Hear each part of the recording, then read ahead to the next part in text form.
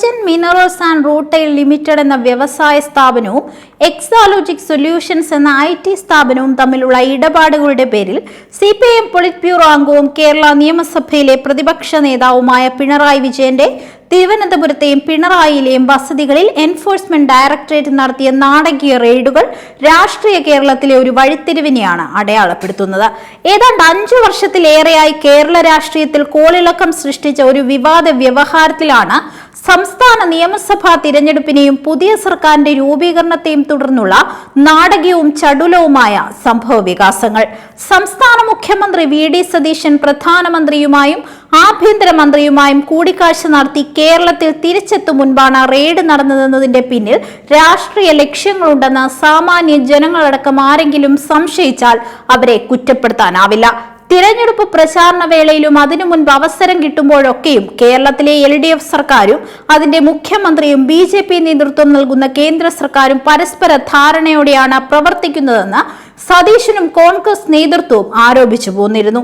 തിരഞ്ഞെടുപ്പ് പ്രചാരണ വേളയിൽ കോൺഗ്രസ് നേതാവും ലോക്സഭാ പ്രതിപക്ഷ നേതാവും സ്വയം EDയുടെ രാഷ്ട്രീയ ലക്ഷ്യങ്ങളിൽ ഒരാളുമായ രാഹുൽ ഗാന്ധി ED എന്തുകൊണ്ട് പിണറായി വിജയനെ അറസ്റ്റ് ചെയ്യുന്നില്ല എന്ന് ആവർത്തിച്ച് ചോദിക്കുകയും ഉണ്ടായി.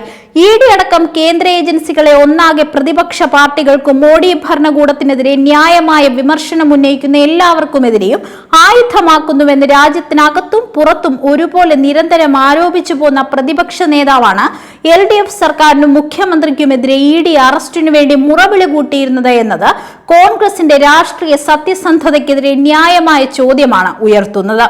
സംസ്ഥാനത്തെ ഒരു വ്യവസായ സ്ഥാപനവും ഒരു IT കൺസൾട്ടൻസിയും തമ്മിൽ ഏതെങ്കിലും തരത്തിലുള്ള നിയമവിരുദ്ധ ഇടപാടുകൾ ഉണ്ടായിട്ടുണ്ടെങ്കിൽ അതിൽ നിയമാനുസൃതം പ്രവർത്തിക്കുന്ന ഏജൻസികൾ അന്വേഷണം നടത്തുന്നതിനെയും ആരെങ്കിലും കുറ്റക്കാരെന്ന് കണ്ടാൽ അവരെ നിയമത്തിന് മുന്നിൽ കൊണ്ടുവരുന്നതിനെയും ആരും എതിർക്കില്ല.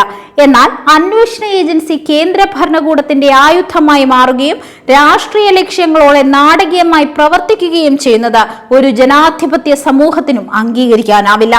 ED നടത്തിയ അന്വേഷണങ്ങൾക്കും ചോദ്യം ചെയ്യലുകൾക്കും വിധേയരായ നിരവധി രാഷ്ട്രീയ നേതാക്കൾ രാജ്യത്തുണ്ട്. സോണിയാഗാന്ധിയും രാഹുൽ ഗാന്ധിയും അടക്കം ആ പട്ടികയിലുണ്ട്. എന്നാൽ BJPയെയും കോൺഗ്രസിനെയും ഒരുപോലെ രാഷ്ട്രീയമായി എതിർക്കുന്ന രാഷ്ട്രീയ പാർട്ടികളോടും നേതാക്കളോടും വേറിട്ട സമീപനം സ്വീകരിക്കുന്ന ED അടക്കം അന്വേഷണ ഏജൻസികൾ വൈരനിര്യാതന ബുദ്ധിയോടെ സ്വീകരിക്കുന്ന സമീപനമാണ് അത്തരം അന്വേഷണ ഏജൻസികളുടെയും അവയെ തങ്ങളുടെ കൈക്കോടാലിയാക്കി മാറ്റിയ മോഡി ഭരണകൂടത്തിന്റെയും ഉദ്ദേശശുദ്ധിയെ സംശയത്തിന്റെ നിഴലിലാക്കുന്നത്.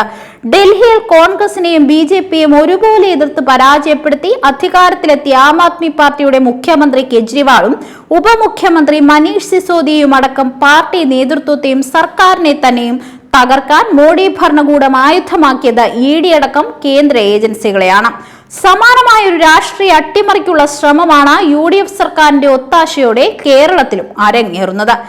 SIRലൂടെ കേരളത്തിലെ തിരഞ്ഞെടുപ്പ് അട്ടിമറിക്ക് നേതൃത്വം നൽകിയ ചീഫ് ഇലക്ടറൽ ഓഫീസർ രത്തന്യു ഖേൽക്കറെ മുഖ്യമന്ത്രി VD സതീശൻ തന്റെ സെക്രട്ടറിയായി നിയമിച്ചത് അദ്ദേഹം വിശദീകരിക്കും വിധം നിരുപദ്രവമായ ഒരു നടപടിയായിരുന്നില്ലെന്ന സംശയം ബലപ്പെടുത്തുന്നതാണ് ഇപ്പോഴത്തെ സംഭവ വികാസം.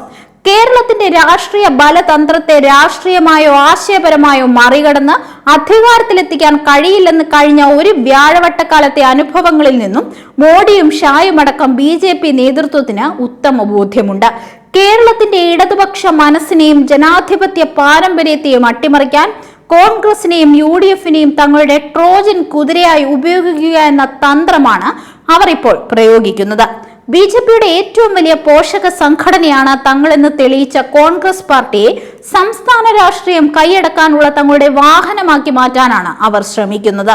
അസമടക്കം രാജ്യത്തെ ഇതര സംസ്ഥാനങ്ങളിൽ പലതിലും പയറ്റി വിജയിച്ച കുടില തന്ത്രങ്ങൾക്ക് സ്വയം സന്നദ്ധ ഇരകളാകാൻ തയ്യാറുള്ള ഒരു കോൺഗ്രസിനെയാണ് സതീശൻ നയിക്കുന്നത്. EDയുടെയോ മറ്റേതെങ്കിലും അന്വേഷണ ഏജൻസികളുടെയോ സമ്മർദ്ദങ്ങൾക്കും ഭീഷണികൾക്കും വഴങ്ങാൻ മാത്രം ദുർബലമല്ല കേരളത്തിലെ ഇടതുപക്ഷവും അതിന്റെ ജനകീയ അടിത്തറയുമെന്ന് അതിനെതിരെ ഉയരുന്ന ജനകീയ ചെറുത്തുനിൽപ്പും പ്രതിരോധവും മലയാളിയുടെ ധീരോദാത്തമായ സമര ചരിത്രവും അത്തരക്കാരെ കാലവിളംബം കൂടാതെ ബോധ്യപ്പെടുത്തുക തന്നെ ചെയ്യും.